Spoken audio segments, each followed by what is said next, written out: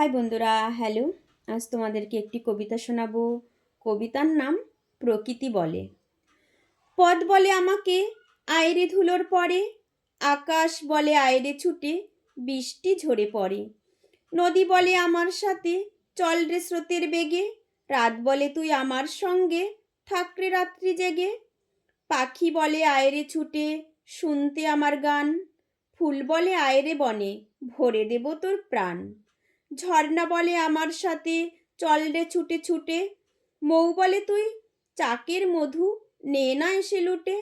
পাহাড় ডাকে আয়রে এসে চুপটি করে থাক, বৃষ্টি বলে মেঘ হয়ে তুই আকাশটাকে ঢাক।